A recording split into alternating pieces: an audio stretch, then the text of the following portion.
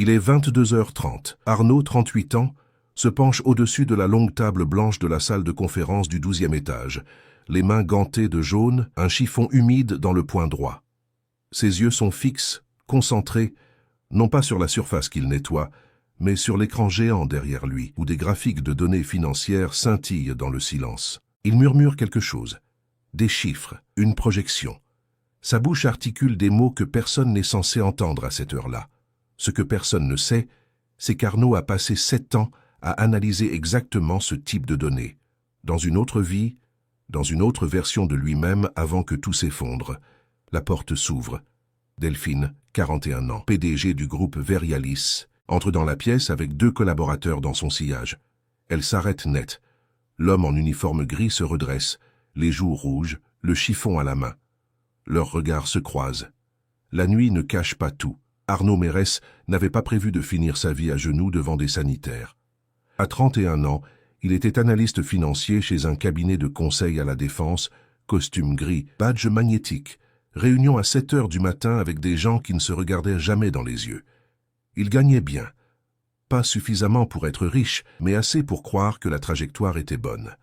Assez pour prendre un appartement à Vincennes avec Élodie, pour mettre de côté, pour parler d'avenir sans rire jaune. Puis Élodie était partie. Pas avec un autre homme, avec une autre version d'elle-même, disait-elle. Elle avait laissé leur fils Théo, 4 ans à l'époque, dans les bras d'Arnaud un mardi matin, avec une valise et une phrase courte. « Je ne suis pas faite pour ça. » Arnaud avait tenu 6 mois au cabinet après ça. 6 mois à arriver en retard parce que la nounou annulait, à quitter les réunions en catastrophe, parce que Théo avait de la fièvre, à sentir les regards de ses collègues se transformer doucement en quelque chose qui ressemblait à de la pitié, puis à de l'impatience.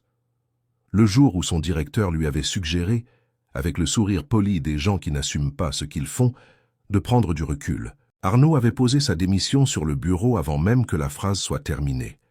Il avait cherché autre chose, consulting indépendant, puis formation en ligne, puis rien pendant 3 mois, puis un poste à mi-temps dans un cabinet plus petit, et finalement, quand les fins de mois avaient commencé à ressembler à des précipices, il avait répondu à une annonce pour un poste d'agent d'entretien de nuit dans un immeuble de bureau du 8e arrondissement. Horaire décalé. Théo dormait. Personne ne le voyait partir, la nuit ne cache pas tout. Il avait accepté le poste un mercredi. Le jeudi, il enfila l'uniforme pour la première fois et quelque chose en lui se ferma doucement, comme une fenêtre qu'on tire sans claquer. Chaque nuit ressemblait à la précédente. Il arrivait à 22 heures, récupérait son chariot dans le local du sous-sol, montait les étages dans l'ascenseur de service, nettoyait les couloirs, les toilettes, les cuisines des open space. Il apprit très vite les habitudes des étages. Le 9e laissait toujours des gobelets de café renversés. Le 11e sentait le parfum bon marché et l'imprimante en surchauffe. Le 12e, celui de la direction, était toujours vide, silencieux, et les écrans y restaient souvent allumés après le départ des derniers cadres. C'est là qu'Arnaud avait commencé à regarder. Pas par indiscrétion, par réflexe, parce que les graphiques sur ces écrans parlaient un langage qu'il connaissait encore par cœur, et que ce langage lui manquait comme on peut manquer une langue maternelle qu'on n'a plus le droit de parler. Un soir, il avait sorti un carnet de sa poche, il en avait toujours un sur lui, pour les listes de courses de Théo, et avait griffonné une note, une anomalie dans une courbe de rentabilité, une projection qui ne collait pas avec les données affichées en marge, rien de spectaculaire, juste quelque chose qui clochait. Il avait rangé le carnet, repris son chiffon.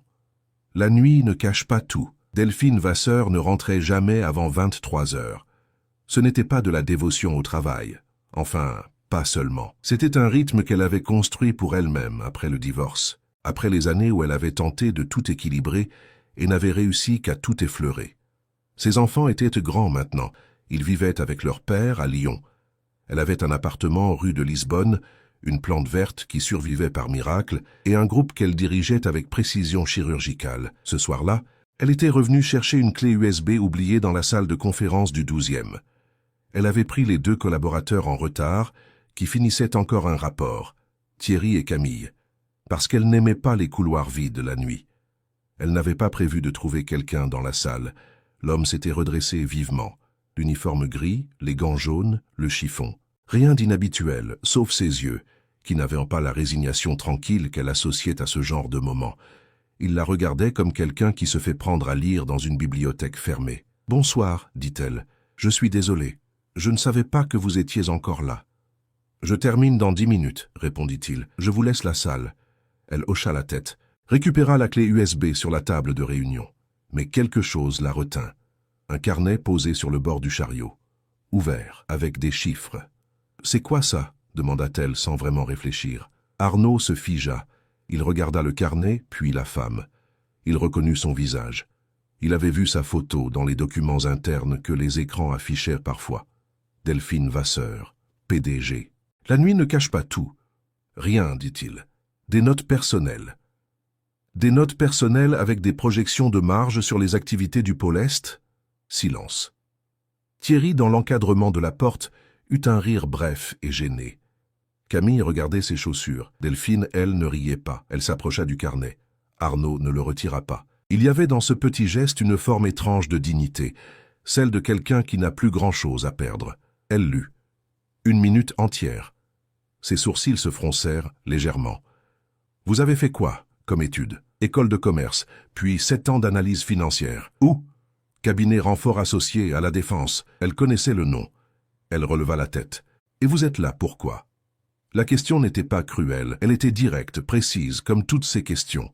Arnaud soutint son regard. « Parce que j'ai un fils de 7 ans qui dort à 22 heures, et que ce poste me permet d'être là quand il se réveille. La nuit ne cache pas tout. » Delphine posa le carnet sur le chariot. Elle récupéra sa clé USB, dit bonsoir et sortit. Thierry et Camille la suivirent. Dans l'ascenseur, Thierry dit « C'est dingue, quand même ». Delphine ne répondit pas. Elle regardait le reflet de la porte en métal brossé. 3 jours passèrent. Le jeudi soir, Arnaud trouva une enveloppe glissée sous la porte du local d'entretien au sous-sol. Son nom écrit à la main. À l'intérieur. Une convocation pour un entretien le vendredi matin à 9 h, au 12e étage, avec la mention « Poste à discuter, Madame Vasseur ». Il la lut 2 fois, la posa sur son chariot, la reprit, la glissa dans sa poche. Il mit Théo dans le bus scolaire à 8h20, courut jusqu'au métro ligne 1, arriva en sueur et costume froissé, le seul qui lui restait encore présentable, qu'il avait retrouvé au fond d'un carton depuis son ancien poste. À 8h58, la secrétaire de direction le fit attendre 9 minutes dans un couloir blanc, avec une vue sur Paris, qui lui rappela exactement ce qu'il avait cru être, une fois. La nuit ne cache pas tout. Delphine était seule dans son bureau, pas de Thierry, pas de Camille. Elle lui désigna la chaise en face d'elle. « J'ai vérifié votre ancienne société. Votre nom apparaît dans 2 rapports de performance de 2017 et 2018. Vous étiez très bien noté. J'ai quitté sans préavis, dit-il. Je sais, j'ai appelé votre ancien directeur. » Arnaud ne dit rien. « Il m'a dit que vous étiez le meilleur analyste qu'il ait eu en 10 ans et qu'il vous avait suggéré de prendre du recul parce que vos absences répétées créaient des tensions dans l'équipe. C'est exact. Votre fils. » « Oui. » Delphine posa les mains à plat sur son bureau. Ses ongles étaient courts, sans vernis. Arnaud remarqua ce détail. Les mains de quelqu'un qui travaille vraiment. « Bonjour. Si ce contenu te plaît, abonne-toi à la chaîne et laisse un like. Merci. » J'ai un poste d'analyste senior qui est vacant depuis 4 mois. Mon DRH refuse de le pourvoir parce qu'il dit que le profil est introuvable. Ce que vous avez écrit sur ce carnet, je l'ai fait vérifier. Vous avez identifié une anomalie que 3 de mes cadres ont manqué depuis 6 semaines. La nuit ne cache pas tout. Arnaud sentit quelque chose se rouvrir dans sa poitrine. Pas de la joie, pas encore. Quelque chose de plus fragile, de plus dangereux. Les horaires, dit-il. Vous choisissez vos horaires, 9 h, 17 h, télétravail 2 jours par semaine, et une clause de flexibilité pour les imprévus parentaux. Le salaire est de 58 000 € brut annuel, avec une prime sur objectif. Il déglutit. « Pourquoi vous faites ça ?» Delphine prit une seconde avant de répondre. « Parce que j'ai 2 enfants que j'ai à moitié ratés, parce que personne ne m'a accordé cette flexibilité quand j'en avais besoin, et parce que vous avez vu quelque chose que des gens payés 3 fois plus cher n'ont pas vu. Ce serait stupide de ma part de l'ignorer. » Arnaud regarda ses mains. Il n'avait plus ses gants jaunes. Il avait oublié à quoi ressemblaient ses mains sans eux, ces derniers temps. « J'accepte, dit-il. Ce n'est pas Delphine qui créa le problème, ce fut Thierry. Thierry Blanchard, directeur adjoint, 46 ans, 13 ans dans l'entreprise, avait la mémoire longue et le territoire bien délimité. Quand il a pris Par la note interne du lundi matin qu'un ancien agent d'entretien rejoignait l'équipe d'analyse, il entra dans le bureau de Delphine sans frapper. « C'est une erreur de casting, dit-il. C'est mon choix, répondit-elle sans lever les yeux de son écran. L'équipe ne va pas accepter ça. Il y a une question de légitimité. Ces gens-là ont des parcours, des diplômes, des références. Il a les mêmes diplômes qu'eux et de meilleures références. Il nettoyait des toilettes il y a une semaine. » Delphine posa son stylo, le regarda. « Thierry, sors de mon bureau. » Arnaud, lui, n'entendit pas cette conversation. Il l'a pris autrement, par les sourires qui ne montaient pas jusqu'aux yeux, par les conversations qui s'interrompaient quand il entrait dans une pièce, par la façon dont Thierry lui adressait la parole, avec ce mince vernis de politesse que les gens utilisent pour dire « tu ne comptes pas » sans avoir à le formuler. La nuit ne cache pas tout. Le mercredi de sa première semaine, il fit une erreur. Pas dans son travail. Son travail était irréprochable, tout le monde le savait déjà. Il fit l'erreur de répondre à Thierry lors d'une réunion, pas agressivement, avec des données, avec une contre-analyse qu'il avait préparée la veille, après avoir couché Théo, parce qu'il avait vu l'incohérence dans le rapport de Thierry et n'avait pas pu se taire. La salle était silencieuse. Thierry sourit. « C'est intéressant, dit-il. Vous avez fait ça pendant votre garde de nuit ?» Le rire fut bref, inconfortable. Quelques personnes baissèrent la tête. Arnaud rassembla ses papiers, se leva, sortit de la salle de réunion sans un mot, descendit les 12 étages à pied parce qu'il avait besoin de bouger, et sortit sur le boulevard Haussmann dans le froid de novembre. Il appela l'école de Théo. Il avait encore 2 heures avant la sortie. Il s'assit sur un banc, les coudes sur les genoux, et regarda les voitures passer. Il pensa à démissionner. Il pensa au loyer. Il pensa au visage de Théo le matin où il lui avait dit qu'il changeait de travail, et à la façon dont son fils avait dit « T'as fait quoi, papa ?» avec cette fierté simple et absolue des enfants qui croient encore que leurs parents peuvent tout. La nuit ne cache pas tout. Il ne démissionna pas. Delphine convoqua Thierry le jeudi matin. Elle n'avait pas besoin d'avoir assisté à la réunion pour savoir ce qui s'était passé. Camille lui avait tout raconté, les yeux un peu trop brillants de quelqu'un qui attendait que ça arrive.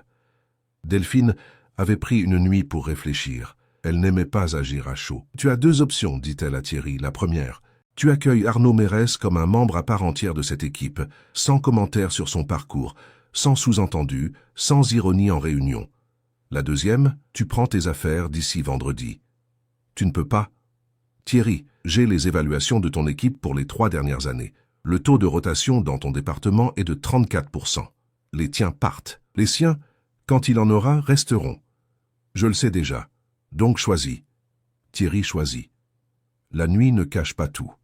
Il s'approcha d'Arnaud le vendredi après-midi, au moment où celui-ci rangeait son bureau pour aller chercher Théo à l'école. Ce ne fut pas des excuses. Thierry n'était pas ce genre d'homme. Ce fut une question posée presque à contre-cœur. « Ce que vous avez vu dans le rapport de marge, vous pouvez me montrer comment vous êtes arrivé à ça ?» Arnaud l'observa une seconde, prit son manteau. « Lundi matin, dit-il, 8h30. Je vous explique tout. Ce n'était pas de l'amitié, c'était le début d'un équilibre. Parfois, c'est suffisant. 2 ans plus tard, Arnaud Mérès est responsable de l'analyse stratégique du groupe Verialis. Son bureau est au 12e étage. Pas le même que celui de Delphine, mais la même vue sur Paris. Il arrive à 9h, repart à 17h30, sauf le mercredi où il sort à 16h parce que Théo a foot. Théo a 9 ans maintenant. Il sait que son père travaille dans une grande entreprise. Il sait que son père était très fort avec les chiffres et qu'un jour une dame importante s'en est rendue compte. Ce qu'il ne sait pas encore, parce qu'Arnaud ne l'a pas raconté dans les détails, c'est que cette dame l'a trouvé un soir avec un chiffon jaune dans la main, à murmurer des projections financières dans le silence d'une salle de réunion vide. La nuit ne cache pas tout. Delphine et Arnaud ne sont pas ensemble. Ce serait trop simple, trop symétrique. Et les vraies histoires ne fonctionnent pas comme ça. Ils sont quelque chose de plus rare. 2 personnes qui se sont reconnues dans une circonstance improbable et qui ont décidé, chacun à leur façon, de ne pas laisser passer ce moment. Il y a 3 semaines, Delphine a reçu un message de Thierry. Il a été promu directeur d'un nouveau pôle à sa propre demande, dans une filiale de Lyon.